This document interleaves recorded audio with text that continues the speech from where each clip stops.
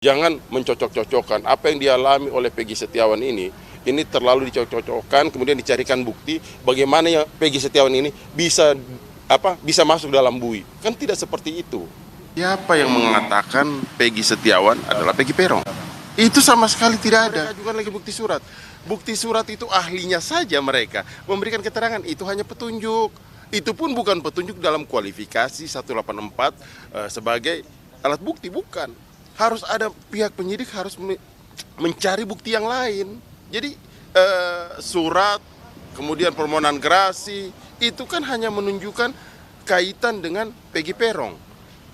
Sekarang kita mau buktikan bahwa di mana kaitannya sama Peggy Setiawan. Makanya saya menganalogikan, saya mencoba mengganti namanya. Katakanlah saya menganalogikan kemarin itu adalah Fulan bin Peron, kemudian Fulan bin Setiawan. Tapi kan ahlinya demikian, kalau menurut saya sangat subjektif sekali.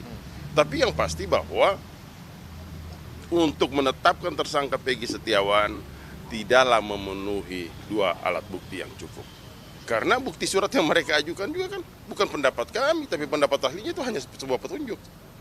Kira-kira yang lain yang mana? Makanya terhadap permohonan kami ini, kami yakin bahwa ini sangat beralasan untuk dikabulkan oleh Hakim Tunggal. Kira-kira demikian. Hanya diserahkan saja begitu ya, Bang? Iya, diserahkan saja. Bang Insan, boleh kemarin kan ahli pidana yang dihadirkan oleh Polda Jawa Barat ini sepertinya kurang puas dari pihak Peggy Setiawan melihatnya bagaimana? Sebenarnya bukan kurang puas, tapi kalau ahli-ahli seperti ini yang kemudian dihadirkan, ini tidak memberikan edukasi kepada publik. Karena dalam persidangan kita bukan hanya semata-mata membuktikan apa yang menjadi materi persidangan, tapi ini memberikan edukasi kepada publik.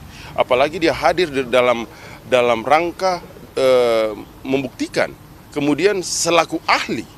Artinya orang yang memiliki pengetahuan terhadap hukum itu jauh atau lebih tinggi. Tapi faktanya rasa-rasanya dengan keahlian kemarin yang bersangkutan, kalau saya sejajarkan sama mahasiswa-mahasiswa Fakultas Hukum yang baru sarjana hukum, kayaknya beda-beda tipis itu.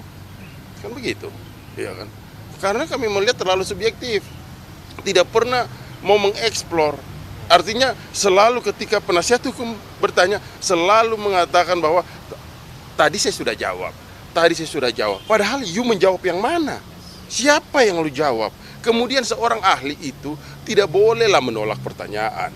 Sama dia mengatakan, oh saya tidak mau menjawab karena ini hanya sebatas materi pra-peradilan. Anda itu ahli. Anda itu bukan termohon atau pemohon. Anda bukan bagian dari ini, bukan bagian dari pihak. Seharusnya Anda ahli itu adalah Anda hadir untuk memberikan pendapat Anda sesuai dengan pengetahuan Anda dalam bidang hukum. Bukan justru Anda mengatakan ini saya nggak mau jawab karena ini hanya sebatas pra-peradilan. Oh tidak seperti demikian. Itu kan keliru itu pendapat-pendapat ahli dengan mengatakan seolah-olah dia adalah pihak. Ya kalau dia munculkan keterangan seperti itu, maka kami menduga apakah ini memang terkolaborasi dengan pihak termohon sehingga keterangannya tidak memberikan subjektif, keterangannya tidak memberikan netral. Ini kan sama sekali tidak memberikan edukasi kepada masyarakat atau publik. Kira-kira demikian. Tadi sekali lagi penegasan Bang, bahwasannya pihak dari kuasa hukum ini optimis untuk... Oh sangat optimis, aku yakin karena keyakinan kami berangkat dari fakta-fakta persidangan. Kemudian berangkat dari bukti-bukti yang ada, sampai tahap terakhir kami menyimpulkan bahwa Polda Jawa Barat tidak memiliki dua alat bukti untuk menetapkan Peggy Setiawan menjadi tersangka. Kemudian juga jelas sekali kemarin bahwa dalam penetapan DPO-nya juga demikian, penyitaannya pun juga ahlinya sendiri mengatakan bahwa itu bertentangan dengan hukum. Jadi seperti apa ini? Memang sejak awal ini terlalu dicari-carikan, terlalu dicocok-cocokkan. Makanya ini kami dalam materi pra-peradilan ini sebenarnya secara substansinya adalah kita mengkoreksi kinerja kepolisian. Karena yang kami harapkan adalah aparat penegak hukum menjalankan tugas secara fairness. Jangan mencocok-cocokkan apa yang dialami oleh Peggy Setiawan ini terlalu dicocok-cocokkan, kemudian dicarikan bukti bagaimana ya Peggy Setiawan ini bisa masuk dalam bui. Kan tidak seperti itu. Tidak pantaslah seperti itu. Peggy Setiawan ini orang yang tidak berdaya, orang yang hanya sebagai kuli bangunan kemudian harus bertanggung jawab terhadap, sekali lagi saya katakan, terhadap perbuatan yang sama sekali mereka tidak lakukan. Kan seperti begitu. Ini betul-betul harapan kami putusan pengadilan ini menjawab rasa keadilan bagi si pencari keadilan. Mudah-mudahan demikian.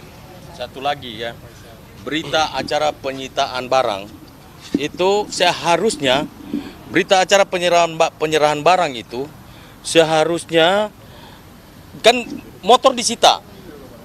Motor itu disita tahun 2016. Tetapi berita acara penyerahan barang itu baru ada di 2024. Jadi ini sangat ganjil buat kita, sangat janggal gitu ya. Jadi kita minta supaya para penegak hukum ini tolong betul-betul harus perhatikan ini, ya, khususnya hakim dalam memutuskan perkara pada hari Senin nanti. Ya. Download Tribun X sekarang, menghadirkan lokal menjadi Indonesia.